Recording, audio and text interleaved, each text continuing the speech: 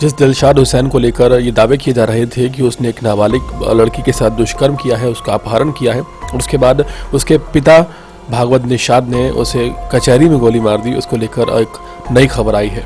और इस खबर के आने के बाद दिलशाद हुसैन को पूरी तरह से हीरो बना दिया गया है। कहा जा रहा है कि दिलशाद हुसैन रेपिस्ट नहीं था।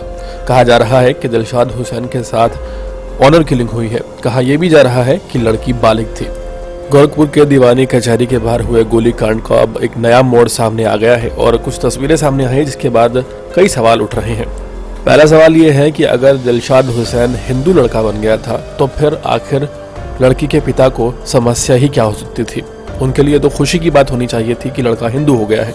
दूसरा सवाल है कि लड़के ने रेप नहीं किया, रेप का आरोपी नहीं था। ये बार बार कई न्यूज़ चैनल्स और कई पोर्टल दिखा रहे हैं। सवाल ये है कि अगर वो रेप का आरोपी नहीं था तो आखिर 21 जनवरी को पुलिस के एक ऑफिशियल ट्विटर हैंडल से उसे रेपिस्ट क्यों बताया गया।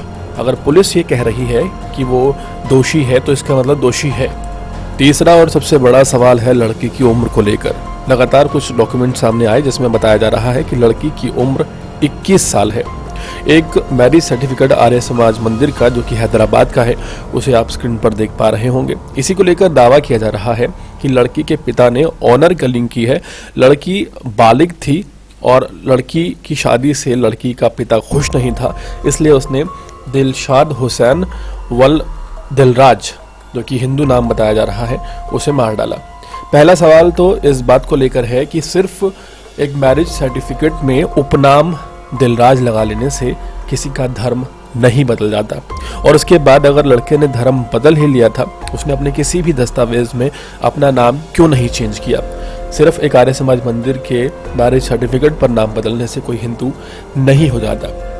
दूसरा सवाल है कि लड़की बालिग है या नहीं है। लड़की की उम्र मैरिज सर्टिफिकेट में 21 साल है, लेकिन लड़की के पिता का दावा है कि लड़की नाबालिग है। इसे लेकर एक दावा खुद दिलशाद के परिवार वालों ने किया है और उन्होंने कहा है कि जिस वक्त ये मैरिज सर्टिफिकेट बनवाने के लिए डॉक्यूमेंट्स दिए गए, उन डॉक्यूमेंट्स में लड़की का 10वीं का सर्टिफिकेट नहीं दिया गया। आप सभी जानते हैं कि किसी की उम्र का सही पता उसके 10वीं के सर्टिफिकेट से पता चलता है और आधार कार्ड 200 रुपये में बन जाते हैं और वोटर ID कार्ड 500 रुपये में बन जाते हैं हर जगह।